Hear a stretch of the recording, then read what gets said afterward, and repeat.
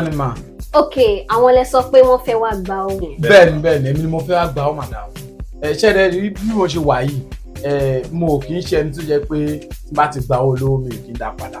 So ó wù mí láti bá yín dòwò pọ̀. Okay, gbogbo documents tí mo ní pé kẹ́ mú wá ńkọ́ ṣe ti wá. Mo ti kó ògbẹ́ wa. Let me check.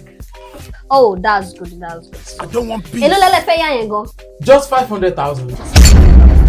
Bọ̀dá, ẹ mọ̀ pé ẹ̀yin ni guarantor wọn. Ẹ jọ̀ọ́ ṣé tó bá yá owó yẹn ṣé wọ́n máa dá padà? Torí pé àwọn èèyàn máa ń sá lọ, ó ti mọ́ wọn láti ẹ̀yìn to run away. Mi ì ṣèyàn bẹ́ẹ̀ yẹn, èmi ò lè sá lọ. Ṣé bí mo ṣe wà yìí? Adáńgájíá ni mí, àìmọye owó tí mo ti gbà káàkiri bí ilẹ̀ ti jápa, ọlọ́pàá wá mi kiri, èmi gan wọ ọlọ́pàá. So mo ṣe wà yìí, ẹ má torí mo ṣe wà yìí kẹrù bí apẹ́ fẹ́ yẹ mi lówó tí mi ò ní san padà. Má san padà, mo fi assure fún yín pé tẹ bá ti yá mi lówó yìí, ẹ bá ti ẹ̀rọ mi, ẹ ti rí mi, máa dáwọ́ yín padà fún mi. Ọ̀dà inú mi dùn. So signature ló ẹ jẹ́ kí n sign sí àwọn. So ẹ̀yin náà máa sign sí. Okay.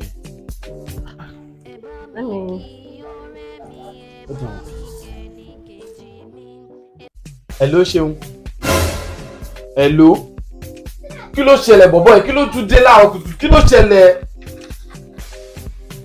Ṣé ẹni tó yá 500,000 lọ́wọ́ ẹ̀? Ó ń dá ẹ̀ láàmú. Ó wá ń wá ẹ̀ kiri. Ọ̀dẹ̀ ni ẹni owó tó yẹ kó gbà kó jápa. Wá ti jápa náà, ìwọ ló fọ́ náà. Tó yẹ kó ti jápa ni kò ní máa threat ẹ. Ẹ nà.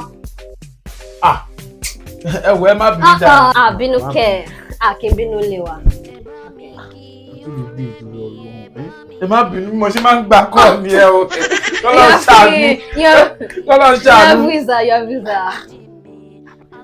Àjọkẹ́ ló pè mí. Ṣé kìí ṣe pé owó tó yá ẹ̀ náà wà bọ̀?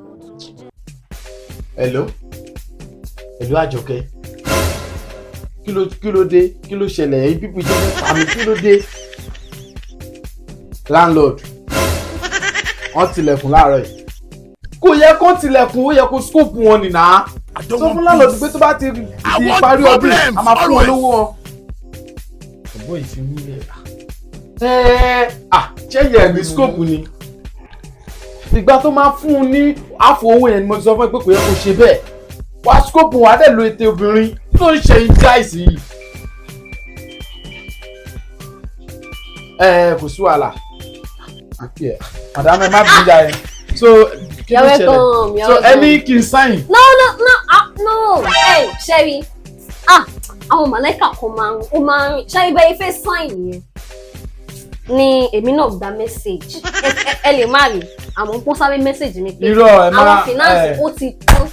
Madam. Owó tí mo fẹ́ fún yẹn kò sí mo fẹ́ fún yín. Madam ẹ má ṣe báyìí fún mi. Ẹ wò ẹ má torí pé mo kọ́. Ṣé dáwọn yẹn department wọn tún ẹ jáde tó kò sí orúkọ mi nù wọn. Ẹ má torí kọ́ tí wọ́n kọ́. Má dáwọ́ yín padà.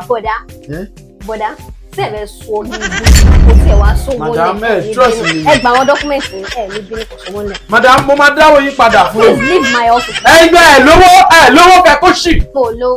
Ni. Kẹgbọ́wọ́ mi jáde. Ọlọ́run jọ ní fáìbọ̀ mo gba ni máa jápa ni. Ní kí ni wo bọ́ ẹ rí? Wọ́n dàbí pàǹtí ọ̀rọ̀.